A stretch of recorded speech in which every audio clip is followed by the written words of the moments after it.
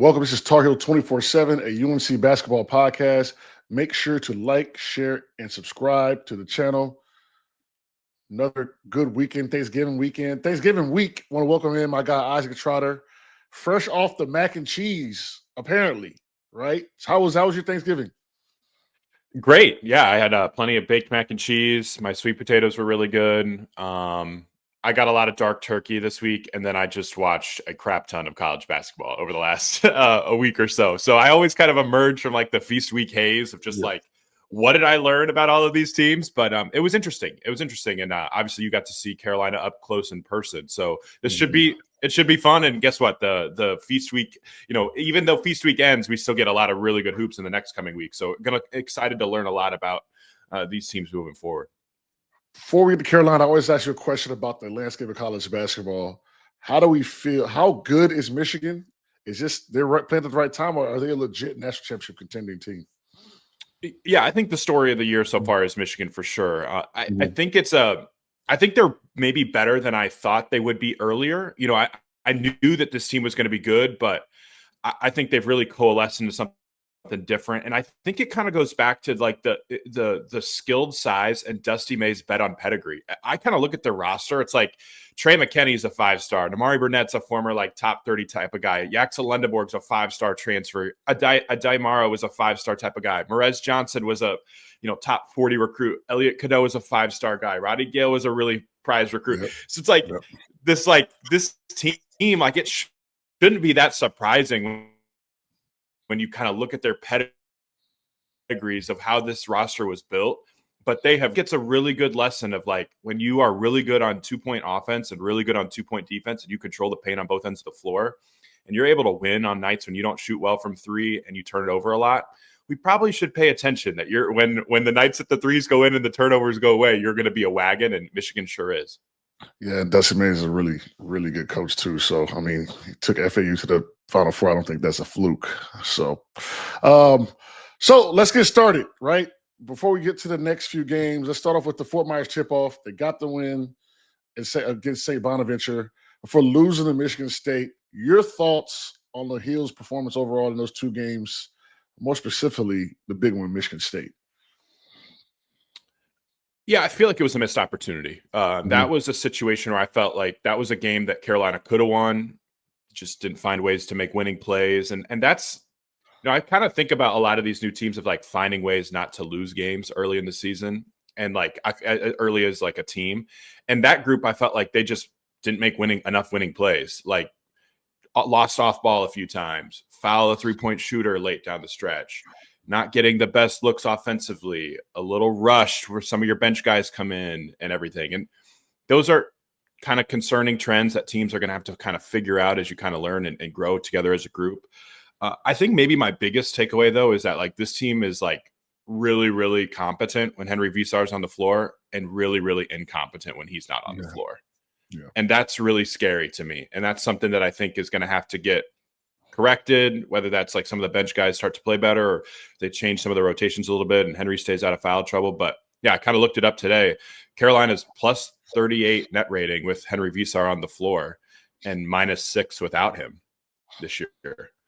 That's pretty jarring. He is one of the most valuable players to his team in the sport, and Carolina has to have him on the floor for 33, 34 minutes if they want to compete.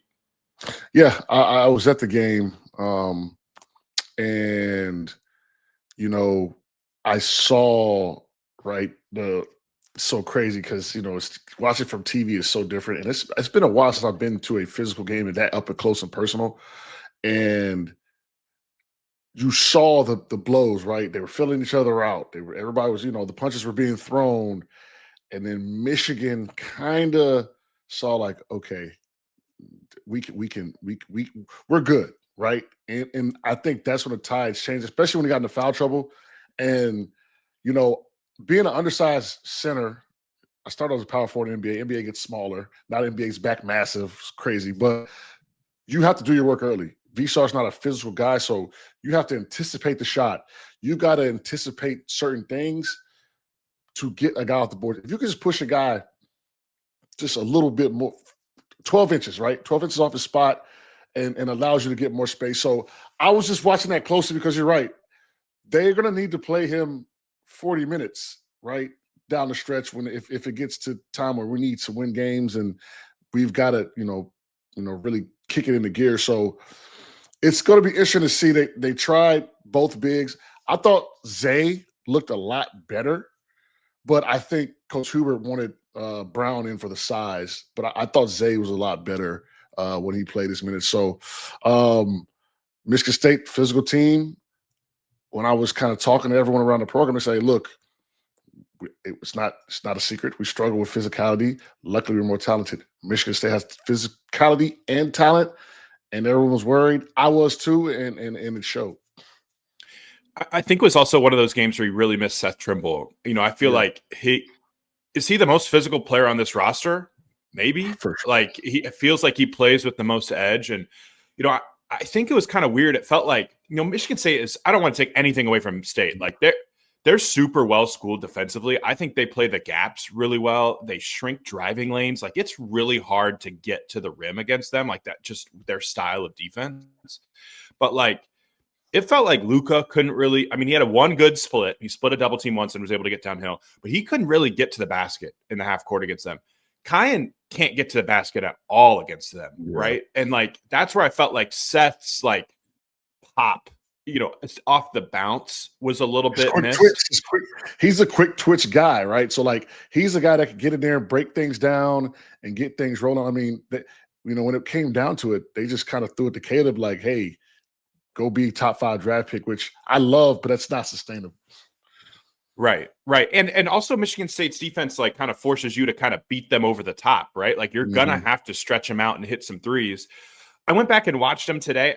Again, like in the moment, I felt like Carolina got decent looks from 3 today. When I kind of looked at it again, it was like, I don't know. Like I didn't feel like they had the highest shot quality. I saw a lot of contested jumpers. I saw a lot of shots that maybe you could get anytime in the shot clock. That's kind of Michigan State's deal. Like, I'm not surprised that Carolina was 4 for 23 from 3. Like, it feels like year after year, teams struggle to make threes against Tom Izzo. And like, that's just how it is because of his structure of defense and how they contest threes. And that's just, it's kind of the cost of doing business. That being said, like they had a couple really open looks that they just missed. And if you're going to be a good team, like you have to make open shots. And that goes kind of back to winning plays. Like you have wide open corner threes from Luka late, missed it. You had a wide open look from Kyan a couple times, missed it. Like you expect those guys to make threes. And that's the only real way to like truly unlike kind of like loosen up that Michigan State defense is you kind of have to beat them over the top. North Carolina didn't, and you lose. Yeah, that's a great point too. I thought the threes they were getting were decent, but they weren't like high quality shots. And when you talk about a high quality shot, it's a swing, it's a rhythm. I thought a lot of the threes were kind of like, let me shoot it, right? Like I didn't. And with Luka, I personally loved how he played in person because I feel like he was the only guy that wasn't scared, right? And when I say scared, we're not talking about, oh my God, I'm scared of Michigan State, but like he was going down with the ship. He was attacking. He was, like I feel like everyone else was a bit, obviously Caleb, not and Henry, but those are big time guys. But I feel like everyone else is a little tentative and kind of like, yeah, this is Carolina basketball. You're going to be playing in these big time games. Strap your boots up. Like this is the moment. So hopefully they get over that because they got to go to Rupp. So that's the loudest arena I've ever been in. I couldn't even hear myself think. So I hope that they're ready. And we'll segue actually into the Kentucky game on Tuesday night. They're 5-2. We've lost to Louisville and Michigan State. What should we expect to see from this Kentucky team? What do you think about the game in general? So I kind of think that Michigan State is a decent test, like to prep for Kentucky, because Michigan State loves to score in transition. Carolina's transition defense, I think, was okay. They gave up 16 points. It was okay. Like a couple weird shots for Michigan State went in, right? In transition. Kentucky is going to kind of ramp that into overdrive. They have one of the highest transition rates in college basketball this year. They want to score within 7 to 9 seconds. I think finding Otega Owe in transition and kind of building a wall, not like Giannis, but kind of like a similar type of version against a guy like him is going to be really, really important. I think Carolina's shot selection offensively will dictate everything for their transition defense as well in this one. And let's just be honest, like you're catching Kentucky at a bad time because this team is like itching to make a statement. Like, this is a national title contender that has played like trash in the first month in their biggest tests. They just got embarrassed the last time that they played a high major team. They don't have their starting point guard in Jalen Lowe. They're injured. They're like, they feel like a wounded dog that you're catching in the back corner who's just fighting for everything right now. So like, you got to be so tough in this one, because I think you're going to see the best version of Kentucky. And I think it really does start with taking away their transition offense, forcing them to play in the half court. And if they get into the half court, the thing with Kentucky this year, they play a lot of ISO ball, like a lot. And it's a lot of guys that are out to get theirs. And that's like, if you can force that again and let them fall into that trap again, that's Carolina's path to winning this game. Yeah, and you know, Aberdeen and Owe, that really scares me without Seth. I think this is another kind of matchup where his juice, his quick twitch, you know, he's kind of like a football guy, right? The corner, you can just say, hey, he cuts off a side of the field, we're gonna worry about the side of the field.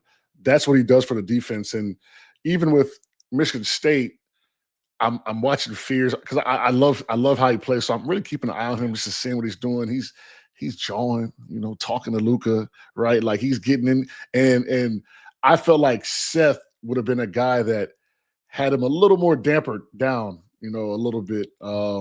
Because before he had all those shots at the end, he wasn't playing particularly well, but his confidence just kind of grew and grew. So these Kentucky guards are a different beast. So, you know, Evans and Luka and those guys, I'm a little curious as to how that's going to go. God, what do you think about that guard matchup? You know, on the perimeter. It's fun. It's fun. And I think that's like the difference though. Like Michigan State, like with Fears, he really does make guys better. I think he navigates and kind of controls defenses and kind of manipulates defenses better than anything Kentucky has. Kentucky's guards are out there to, like, after me, you come first. That's like the vibe I get watching Kentucky's guards play. Like, they're out there to go score. And then if there's an opening, that maybe they'll pass the ball later. Like that's their thing. And so I think you just guarding your yard is going to be the most important thing in this one. I'm curious to see some of the cross matching. Like, does Caleb Wilson go guard Owe? Does like Kyan get the assignment on Denzel Aberdeen? Like, who like, do you trust Jaron to maybe take Owe in times? Like, I'm curious to see kind of how that works, because Kentucky basically plays three guards a lot. You can't forget about Colin Chandler, but I do like Luka being able to guard Colin Chandler. Chandler's a really good three-point shooter, like really, really good three-point shooter. So you can't lose him, but I trust Luka against shooters like that. And I think he can move his feet against Colin Chandler and keep him in front. But yeah, it's kind of interesting, because I do also feel like Carolina's off-ball defense will be tested by this Mark Pope offense. They've made a change this year recently. They inserted Malachi Moreno into the starting lineup at the 5. He's one of my favorite freshmen in the sport. I think he is really, really good. And they when they play through him at the top of the key for those backdoor dimes, the dribble handoffs, like he could fake dribble handoffs and drive it a little bit. He'll fake dribble handoffs and throw it to lobs over the top. All of that will test your off-ball defense. I didn't think Carolina's off-ball defense was all that sound against Michigan State. And against Moreno, you have to like really pressure him and cut off some of those open passing lanes, because if you just sag off of him and let him kind of decipher defenses, I think that he can be, you know, pretty effective as a playmaker. So this is a really tough test against a really good team that I do think, like I said earlier, they feel like wounded, and they feel like you're going to get their best shot tomorrow. You really are. Yeah, and you know, I want to give flowers to, you know, no one talks about Jonathan Powell. He is such a good defender. Like, I personally think, I mean, I'm looking at the shooting statistics, right? Like, everyone's not shooting well. Visar is our best three-point shooter by far and away, percentage-wise, on the volume that he's getting. I think Powell might need to play a little more when you play these tough perimeter-oriented teams, because if you I wonder what his defense box plus minus is. I got to check those out, but he's not shooting the ball well. He's shooting 29% for the season, 30% from 3. But man, I think he could help us a lot more than people are giving him credit for. So maybe throw him on a guy to perimeter. You know, even with Luka, like, I love what Luka's doing, but do we have Luka come off the bench kind of as that sharp shooter and flip it? I don't know. You know, obviously we've got to wait for Steph to come back and all that good stuff, but I think there's ways to unlock this team to change things up if things aren't going the right way. And you know, I think this is an interesting time where Carolina could kind of tinker with going small in this one. Say like Henry doesn't like say Henry, you don't want to play Henry 30 minutes. Maybe you don't, allocate those extra 10 minutes to Zay and to James Brown.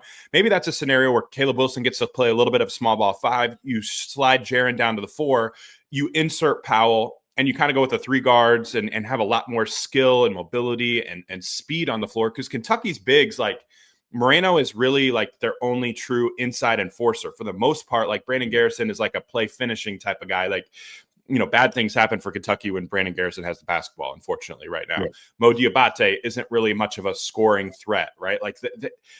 Like they've kind of forced you to play small at times. And I think this could be a lineup or a day where Carolina could showcase some more 3-guard lineups. Because I get a little bit, like, it just feels a little bit iffy if Jaren has to be the one that has to go chase Otega Owe around. Maybe that's a time where, you could bring in somebody like Powell and he could earn his money a little bit. Although you're right, defensively, I still get scared when he has the ball in his hands. Like sometimes like he just feels really sped up a lot. And I think just kind of being a little bit more composed offensively could get him a little bit more trust so that he can, kind of be more of an asset.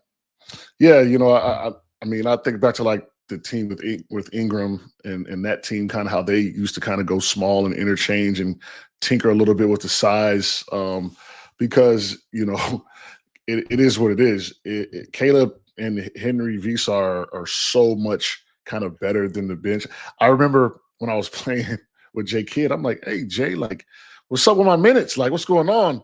He's like, listen, I'm just gonna keep it 100. The talent gap is so significant from the bench to the starters right now. Like, there's not a lot of minutes, right? So he's going to have to figure out how to stagger them and keep those guys on the court, keep Visa out of foul trouble while still having this aggressiveness. It'll be interesting to see how he does that. Yeah, I'm fascinated by it too, and I think this is such a game where pace is going to be crazy too. Like, you got to get some bench minutes in there because playing at this pace and playing with 5.5, 6 guys, like it's just not, it's not going to work in a game where like Carolina and Kentucky at their best both really want to run. This is probably going to be a game in like the mid 70s from a possession standpoint. So like this second unit, like they just have to play better. Like they just have to give you something in this game because like you can't expect, it's different when you're playing like 33 minutes at one pace versus 33 minutes at Kentucky pace. Like it's just different. Like it's like 6 or 7 extra possessions and you're going to have to rotate guys in and they're going to have to hold up. Yeah, I think he, in reference to like the bench situation, I think I think the one thing that Coach Williams did best, better than any coach I ever had, was you knew what you were going to do, when you were going to play, how much you were going to play. He kept the starters the same. Obviously, if he needed to change something, but you went into the game understanding your role, your minutes, and what you need to do. You knew when you're coming out. So I think with the bench, right, I think that with the bigs, you got to figure it out. What backup big do you want to go with? Make him your guy, right? Let him, because I was a backup big in an NBA my whole career. Had a great career. I loved it. But let me tell you, when you don't know when you're getting in, if you're getting in, how much you're getting in, I don't care who you are. It weighs on your mind, and you don't, and you may not be ready sometimes. And even though they say, hey, be ready, like, so I personally love what High does. He's a little physical. He brings a little edge to the team.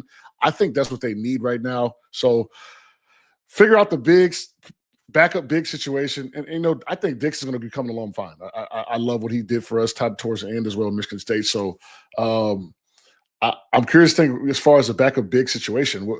How do you feel about those two guys? Or would you stagger them? Who are you picking out of them? I don't hate to make you choose, but who's the guy you want to come up? I like Zay. I think Zay offensive rebounding is for real with him. I think he's a lot less sped up too when he's on the floor. I think he knows his role, kind of like what you were saying. That's one thing too. Like when he comes into the game, I do feel like he knows his defensive assignments a little bit more. And sometimes I think with Brown, he can be a tad rickety. And I think that Carolina can get a smidge more like switchable with Zay is on the floor as well too. There's just, I kind of think my way with backup bigs is more just like, what do you bring us versus what are you taking away from us? And I feel like when Zay's on the floor, like you have a few more buttons you can press defensively. That makes me think that he's going to be the long-term answer as your backup big. The other aspect of this is I would just like Henry and Caleb to be on the floor as long as humanly possible. Yeah, yeah, and I mean, like I said, there's creative ways to do it. Obviously, like if I remember correctly, when Hubert was it Ingram, or was it when they had like Leaky Black and those guys? He would like take one of those guys out early, right, and let it go kind of go small, and then swap them out, and then keep bringing back. So yeah, I think that's definitely on the table, and we might see it, right? Because I think that was exposed, the backup big situation, because when Visar was out, I was talking to Jim Tanner, who's the GM. I was sitting beside him for the game, and he was like, look, we were in it, and Henry gets into foul trouble, and kind of the game shifted, right? Yeah. And the plus minus showed that, right? He was Carolina was -2 with him on the floor, and then you lose by 6. I mean, so like that kind of shows where you were at. Like it's just the other thing too that I was looking at too, it's not just the defense that suffers when Henry leaves. Your offense completely tanks too when Henry's not on the floor. And so like it's a little bit of everything. And you saw that too, because against Michigan State, like they don't send a post double. And he was able to get a little bit of those low post duck-ins and was able to get a couple buckets there. He was able to hit a couple threes against them as well, being able to as a 5-out option. So it's like that's the thing with Visar that I keep going back to. Like he is so valuable to this team that like you have to stay on the floor. And that's where I'm like a little bit more bullish about that Kentucky matchup too. Like Kentucky they don't play through their big. They don't have like that scary big that's going to really force them into foul trouble. I don't think I just think you have to wall up against Moreno and force him to make tough twos. And if he does that, I think that he can have a pathway to play 32, 33 minutes, because that's the best version of Carolina. It just is. It is when he's on the floor. Yeah, I actually like this matchup from a standpoint of just mano a mano, right? Kentucky's kind of trying to figure it out. I think Carolina knows who they are. It's just about them hitting shots, and I think that'll come around because to be kind of where we're at, 6-1, right? We've won some good. We beat Kansas. That Kansas win looks really good, right now. So hopefully some shots fall. If shots fall, we'll be fine. So and then let's get on to Georgetown next Sunday. They're hosting the Hoyas, who are also, they're off to a 5-2 start like Kentucky. Got off to a really hot start. I actually would love them as a team before dropping a couple games last week against Dayton and Miami. This is a team that I actually worry about matchup-wise for Carolina, maybe a letdown spot after these 2 games. What can you tell us about the Hoyas? Physicality. That's the first thing that really pops with them. Again, they're not the best 3-point shooting team, but they're huge. And Malik Mack is playing like one of the best point guards in the Big East. I think he just kind of has settled into his role. He plays with great pace. You have to guard him from the 3-point stripe. He's got a little floater. He can get to the rim. He finishes through contact well. He gets to the free throw line a ton. He had 10 free throw attempts against Miami, so you kind of know what the deal is there. KJ Lewis is someone else you better know about, because he's really, really physical. He plays with his motor is terrific, even if the skill isn't necessarily coming along with him. But they're a little bit wounded right now. Like they just lost their starting big man inside, so they've had to pivot to that a little bit. And you immediately saw like what happens when Georgetown doesn't have that double big lineup that they can kind of throw out, or have 40 minutes of true rim protection that they can come in. But it's a team where I feel like their physicality is kind of the first thing, and the first thing you have to take away from them. And if you also can slow down Mac in the half court, you got a real chance, because this team just doesn't have like a ton of offensive pop right now. Like they just don't. And they're really, their best offense is turning defense into offense. So again, it kind of goes back to your decisions on offense that will really, really impact just like the pace and the tenor of this game. Because when Georgetown can turn defense into offense, they're terrific. Like KJ Lewis in the open floor is a problem. Like he really is. Yeah, and that's a team that with the physicality, they lost their big, but like I love the wounded dog thing. Like Kentucky and Georgetown are 2 teams that like obviously they can afford another loss, but like if I'm sitting in a locker room and we're 5-2, we just dropped 2, we got Carolina coming in for Kentucky and Georgetown. I think this is an opportunity for us to right the ship. So I'm gonna be locked in. So I'm curious how the Tar Heels react.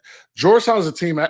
The Kentucky matchup, you want to go blow for blow, talent for talent. Hey, shoot the ball. Like that doesn't scare me. Being at Rupp is, like I told you before, this one of the toughest environments I've ever played in. Not even close, right? So you got to keep that crowd out of the game. if you don't keep the crowd out of the game, it's going to be a long day for you. We had to make up hand signals in the timeout, right? Like, just to get plays off. So I'm curious as to how they handle that. And then, like I said with Georgetown, hey, coming off Kentucky, this is going to be another tough one. Yeah, I think you learn a lot about the maturity of your team. Yeah. You really do. Because Georgetown's going to come in just ready to hit you, and that's where they start and where they close every single time. Mm-hmm. And so even you just the letdown after Kentucky, just coming home. Oh, it's a Georgetown team. They've lost a couple games in a row. They're not. I wouldn't say Georgetown's the most talented team in the world. They don't have all their bigs. How do we respond to that? That'll be really, really important. And I think it does. I think we'll. I'm proud of us, John, for not making any jokes about the players-only meeting, because usually you're supposed to win after players-only meetings in Carolina. I told you, players-only meetings they're scams. I'm done playing now, so I'll never have another one. They're scams. I've never been.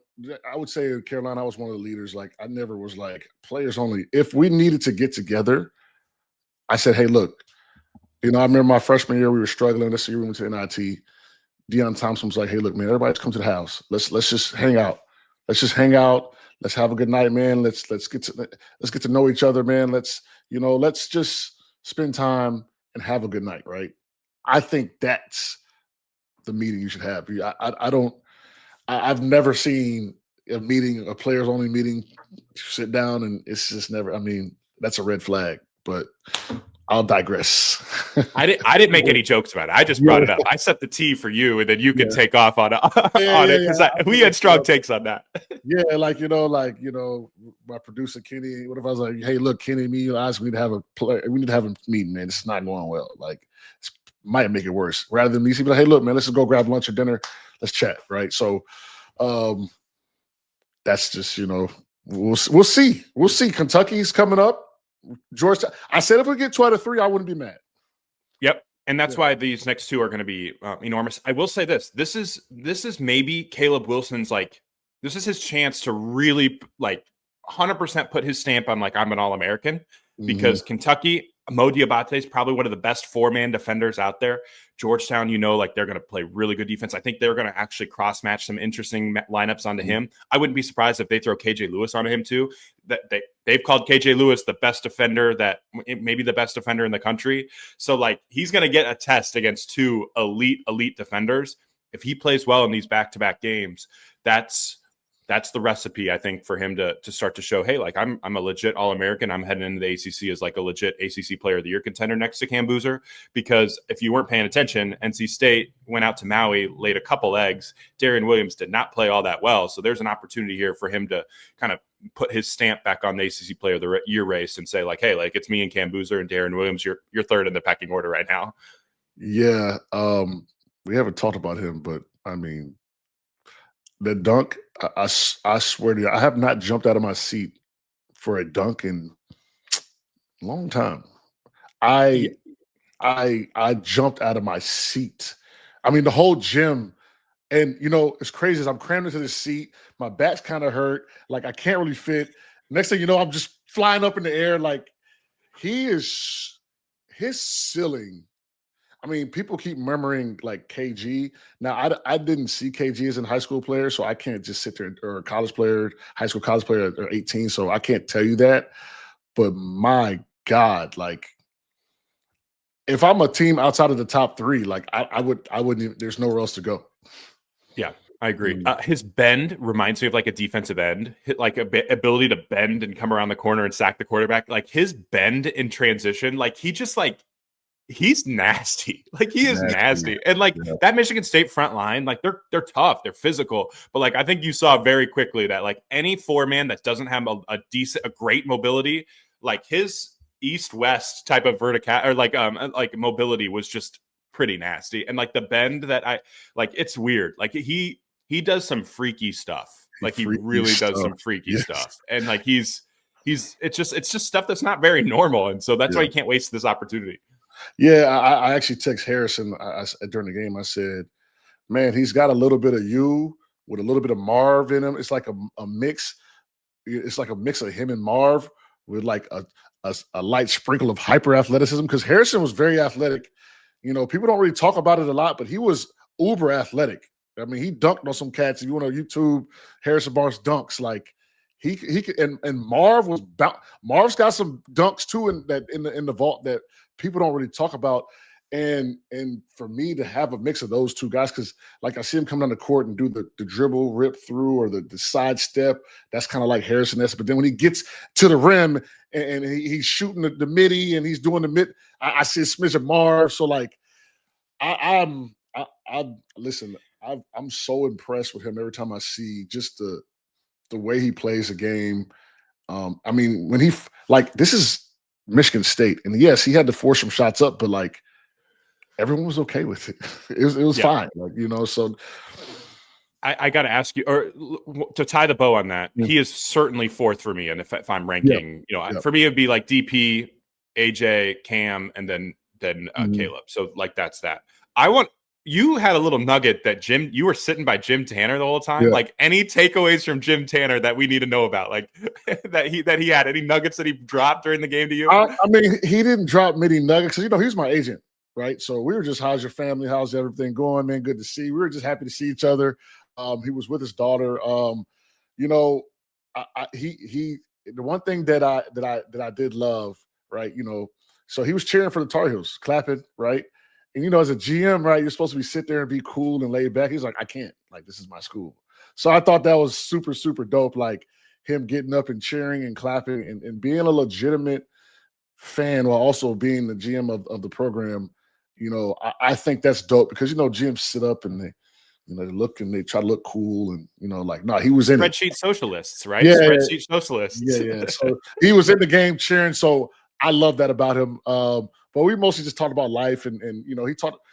He was one. He did say, "Hey, look, we were doing fine. Henry gets into foul trouble, the game changes." So that's one thing. Jim, he did drop. So he's doing fine, man. I'm waiting on his public. I'm trying to get him on the pod, but he wants to come out and do his press conference and stuff first. So I'm waiting on that. But we'll have him on here. Yeah, that'd be big time. So far, so good for his big moves. I mean, your biggest moves were paying up for Caleb Wilson. That's aged pretty well. You paid up early for Henry. That's played out really, really well. And now we go from there. Obviously, need to get Kyan going, but yeah, for the most part, like it's cool. It's like it's kind of cool. Like I'm working on this piece right now, like grading some of the big GM's first moves. Carolina's big moves, even though like you lose to Michigan State, like I still feel like your biggest, most important moves of the offseason, you feel like you got A+ there. That's pretty promising for moving forward. For sure. And I think it's only going to get better kind of with Coach Davis and him working together. I was kind of thinking like if there's one hole in this roster, it'd be like that big bruiser off the bench, right? To throw people around. We could use that kind of as backup for my guy Visar, when he has to come out the game or gets in foul trouble. Like a Carson Cooper. Like you saw that in Michigan State. Like Carson Cooper is just like, I mean, B team on IMG a few years ago. It's basically kind of grown his way into like being like a serviceable big dude. And he walks on the floor being like, hey, I'm just going to hit you. And I don't shoot threes. I don't have like this feathery like jumper. I'm just going to hit you. Like I do agree. That's like the one feels like missing X factor with this group.